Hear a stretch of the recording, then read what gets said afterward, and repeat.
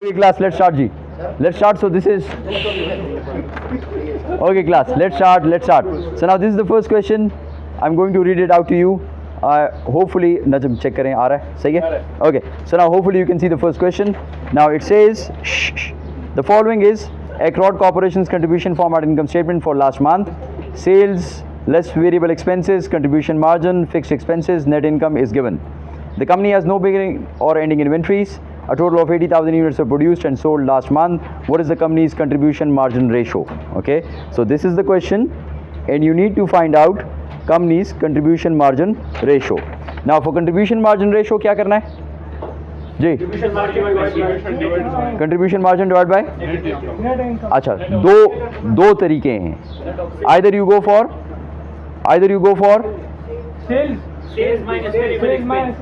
Contribution margin को तो find out आप करेंगे ना, वो तो एक ही तरीका है, लेकिन इस कंट्रीब्यूशन मार्जिन रेशियो को फाइंड आउट करने के दो तरीके हैं. There are two ways you can do it.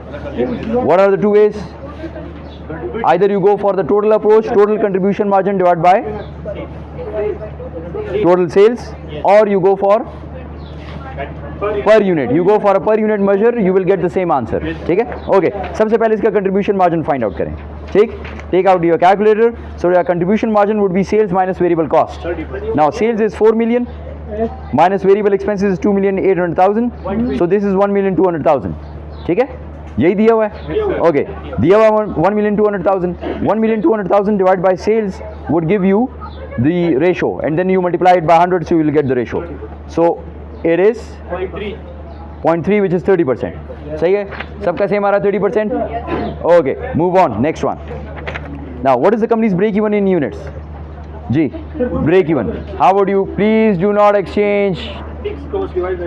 Azim, follow the instructions. Okay, so now company's break even in units. When you need to find out in units, so which formula you would use? Fixed cost divided by contribution margin per unit. Okay, so now fixed cost is, if you go back to the question, it says less fixed expenses 720,000. ठीक है, so 720,000 is your fixed cost, and you divide it by the number of units. Number of units are total of 80,000 units were produced and sold last month. So 80,000 produced, 80,000 sold, so that means 80,000 जो आपने cell किए वो आपका answer हो गया इसका. ठीक है, सो 720,000 डिवाइड बाई 80,000. जी, व्हाट इज द आंसर? 48,000. सबका सेम आ रहा है. ओके, अच्छा. फिक्स कॉस्ट, अच्छा एक मिनट दोबारा देखते हैं. एक minute. Fix cost which is 720,000 divided by contribution margin per unit. Contribution margin per unit, you found out contribution margin to be 1,200,000.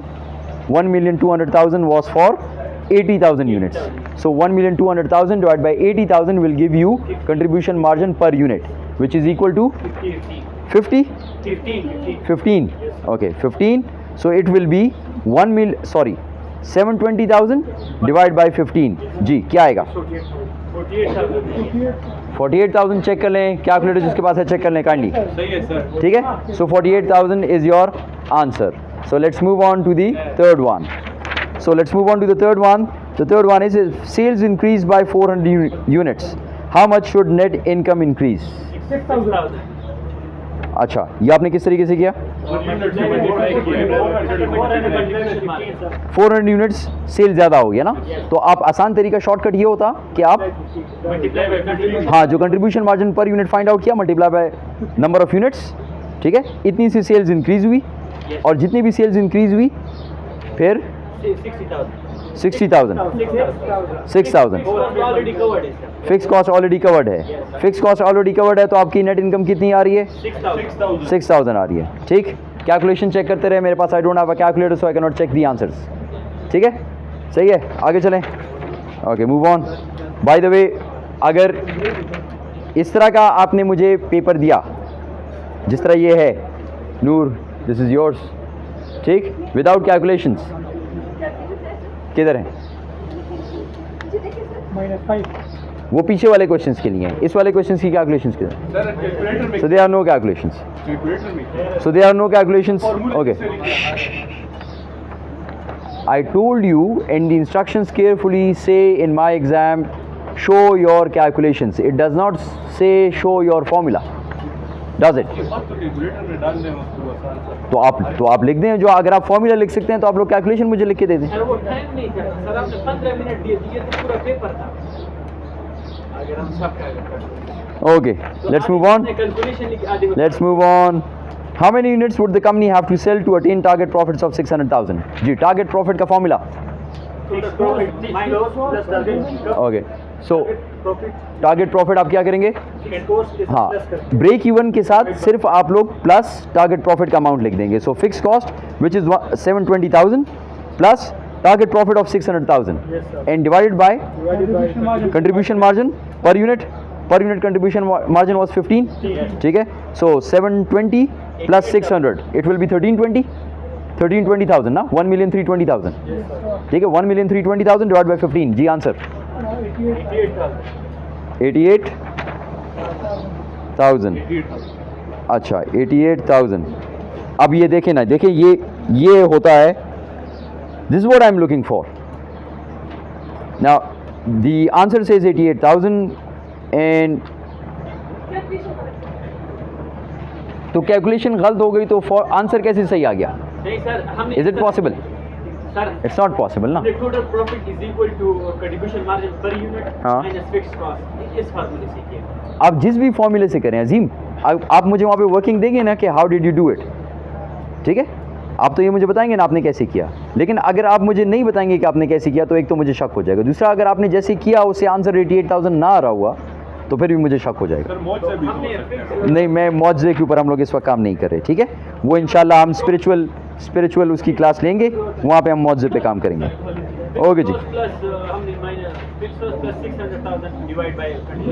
Exactly इसी तरह ही करना है. सही है, ठीक है. Okay, so what is the company's margin of safety in dollars? Margin of safety in dollars जी, formula 48,000 okay. So you will have to see how far away you are from your break even sales. Break even sales आपने थोड़ी देर पहले find out की, विच वर 48,000 units 48,000 थे. Break even sales कितनी थी? Sir हमने ये वो fix cost divide by contribution margin ratio से किया. 2,400,000. 2,400,000 से आप लोग अपनी सेल्स माइनस कर दें. Your sales are 4 million. So 4 million minus 2,400,000. Answer is कितना? 1.6 मिलियन. ओके, 1.6 मिलियन किस तरह से मुझे समझ नहीं है. कंट्रीब्यूशन मार्जिन तो इधर 120 है, तो इधर हमारा वो किस तरह? मैं आपको फॉर्मूला बता रहा हूँ अजीम, गौर से सुने. फॉर्मूला गौर से सुने. फॉर्मूला है sales minus break even sales और units selling units minus break even units. इसके अलावा मेरे दिमाग में इस वक्त कोई और फॉर्मूला नहीं आ रहा. अगर है तो मुझे बताएं. सर आप अगर हम ये भी देखें ना कि 400,000 माइनस 280 मिलियन 120,000 और माइनस फिक्स एक्सपेंस, तो ये भी करे तो कितना नहीं आता. सर इस क्वेश्चन में हम अजीम, फॉर्मूला ये कहता है, कॉन्सेप्ट ये कहता है कि मार्जिन ऑफ सेफ्टी ये है कि आप ब्रेक इवन से कितना दूर हैं. So I need the figure for break even. Break even का फिगर मुझे बताएं, उसमें से माइनस कर दें सेल्स को, आपके पास आ जाएगा मार्जिन ऑफ सेफ्टी. सिंपल ऐसा, इट्स वेरी सिंपल कैलकुलेशन, इसमें कोई कॉम्प्लेक्सिटी नहीं है. सर इसमें आपने contribution break even sales find करना है. ओके, उस तरह फाइंड होगा कि fix cost divide by contribution margin ratio. ठीक है, तो सेकंड लेग 20,000 डिवाइड बाय 0.3 कर. ठीक है, तो उससे 24 ले करना है. तो आ रहा है ना 4 मिलियन से. ठीक है, 1.6 आ गया. 1.6 million, 1,600,000. Okay, let's move on class, let's move on. What is the company's degree of operating leverage? जी, डिग्री ऑफ ऑपरेटिंग लीवरेज का formula contribution margin divide by net income 2.5 जी. Contribution margin divide by net operating income. Contribution margin आपने इससे पहले आप find out किया था, कितना आ रहा था? 1,200,000. 1,200,000 contribution margin. Okay, divide by net income which is 480,000 and the answer is 2.5. अब मुझे नहीं समझ आ रहा कि नूर कौन सा कैलकुलेटर इस्तेमाल कर रही है. 1,200,000 डिवाइड बाय 450,000 और आंसर वही 2.5 आ रहा है. So Noor, this is what I'm trying to tell you कि you need to show the working and that's why I check working. Calculation तो सही है ना सर. 1,80,000 डिवाइड बाय 480,000 480,000 सही है, 450,000 सही नहीं है. Okay? अब 450,000 का फिगर आपने कहाँ से निकाला? I do not know. Okay, let's move on. Penway company sells 3 products A, B and C. Product A's unit contribution margin is higher than product B's and product B is higher than product C's. इसका मतलब सबसे highest contribution margin किसका हो गया? C का sir. C का? Yes sir. C का ज़्यादा था contribution margin. Yes sir. वही गौर से पढ़ें. It says product A's unit contribution margin is higher than product B's and product B's is higher than product C's. तो किसका सबसे कम हो गया और किसका सबसे ज़्यादा हो गया? ए का सबसे ज़्यादा हो गया. आप उल्टा बोल रहे हैं. अगर आप उल्टा बोलेंगे ये सब खत्म हो जाएगा. जी, सी का सबसे कम. सर इधर तो ब्रेक इवन पॉइंट की बात हो रही है. अच्छा, आगे चलते हैं. Okay, which one of the following events is most likely? एक मिनट रुक जाइए. आंसर तो इधर है यार. Which one of the following events is most likely to increase the company's overall break-even point? Increase the company's overall break-even point. Break-even point कैसे find out करते हैं आप लोग? Fixed cost divided by contribution margin, ratio और per unit. Sir इसमें अब अगर आपने break-even point को ऊपर करना है तो कौन सी फिगर को ज़्यादा करेंगे? फिक्स कॉस्ट को, या ऑल्टरनेटिवली किसको कम करेंगे? कंट्रीब्यूशन मार्जिन को कम करेंगे. ठीक है. अब नाउ इज इजी. अब आप आराम से देख सकते हैं which one is right. Sir हमने जो डील लिखा है हमने डिमांड की बात की. अच्छा, देखते हैं ना. रुक जाएं ज़रा, थोड़ा इंतजार करें. Okay. The installation of new automated equipment and subsequent lay off factory workers. New automated equipment आएगा तो आपकी फिक्स कॉस्ट बड़ी ज़्यादा होगी. फिक्स कॉस्ट ज़्यादा होगी तो आपका ब्रेक इवन ज़्यादा होगा. कम होगा. ज़्यादा होगा. सॉरी ज़्यादा होगा. अजीम सिंपल मैथ्स. ऊपर वाला जब पोर्शन ज़्यादा हो जाएगा तो रिजल्टेंट भी ज़्यादा हो जाएगा. ये है ना. तो आपने अच्छा, आगे भी देख लेते हैं. एक मिनट आगे देखते हैं. A decrease in product C's selling price. अगर सी का सेलिंग प्राइस कम करूंगा तो सी का कंट्रीब्यूशन मार्जिन भी कम हो जाएगा. जब कंट्रीब्यूशन मार्जिन, लेकिन सी का कंट्रीब्यूशन मार्जिन सबसे कम है.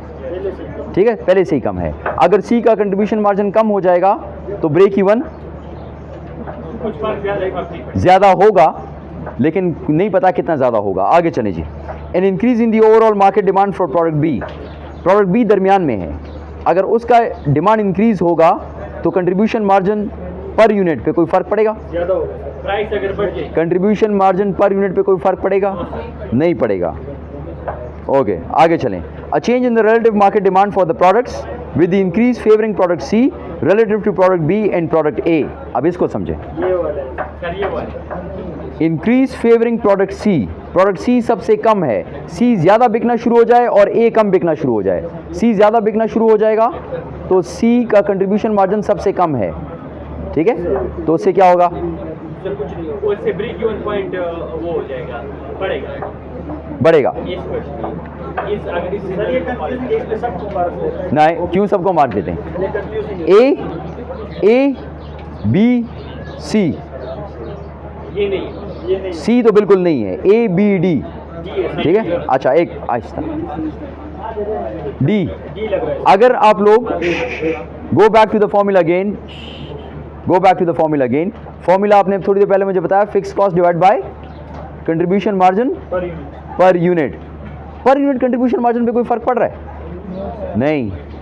नहीं पड़ रहा. टोटल कंट्रीब्यूशन मार्जिन पे फर्क पड़ रहा है. नहीं, अभी हम उस फिनोमेना पे नहीं जा रहे कि डिमांड ज़्यादा होगी और प्राइस ज़्यादा होगी. और हम लोगों ने कंट्रीब्यूशन मार्जिन यहाँ पे एक लिया हुआ है, हम उसके ऊपर बेस कर रहे हैं कि क्या होगा. हम सेलिंग प्राइसेस को चेंज नहीं कर रहे इस वक्त, तो इसको भी हटा दें. अब आ जाएं ए और बी. ए और बी में ए हमारा फिक्स कॉस्ट ज़्यादा कर रहा है. फिक्स कॉस्ट ज़्यादा कर रहा है तो आपका ब्रेक इवन पॉइंट ज़्यादा होगा. ठीक है. सो ए मोस्ट प्रॉब्ली ए और बी में से ए वुड बी माई आंसर. ज़्यादा अच्छा है.